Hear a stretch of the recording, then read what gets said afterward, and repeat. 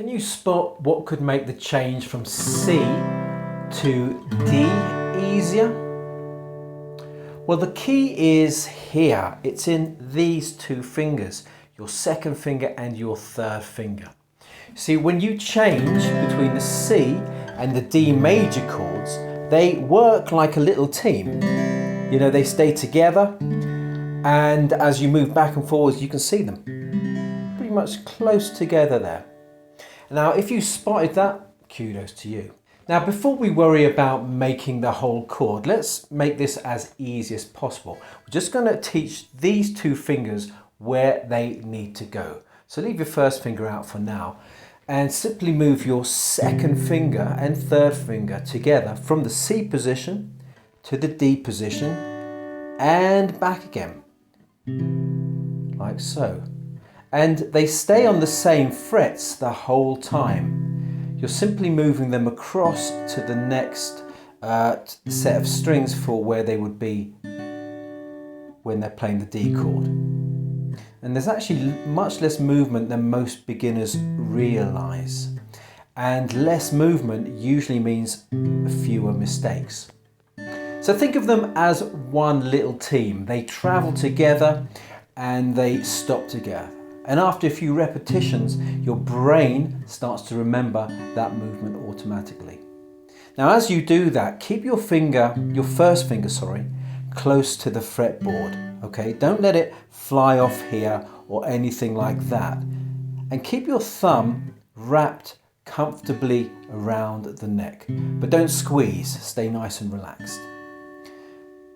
The other thing is you'll notice there's a tiny movement in the back of your hand here. So your hand is kind of closer to the fretboard when it's playing the C shape and a little further away on the D chord. Now don't force it, just let it happen naturally.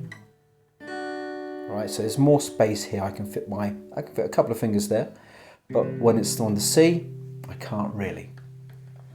Now let's put the whole chord back in, okay? So make your C chord, then move to your D chord, keeping the second and third fingers together as you change.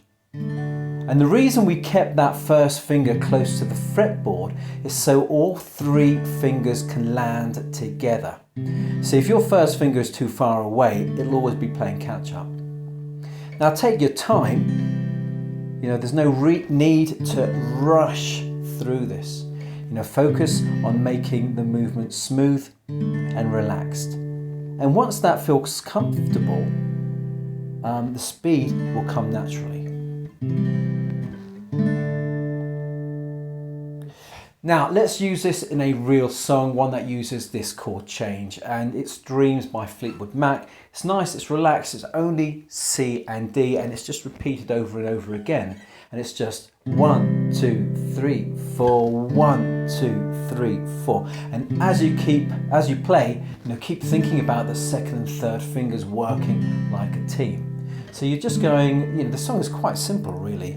Now here you go again, you say you want your freedom. And that's the whole song, you know, you just playing C and D together. So it's like 1, 2, 3, 4, 1, 2, 3, 4, and so on. Just 1, 2, 3, 4, 1, 2, 3, 4.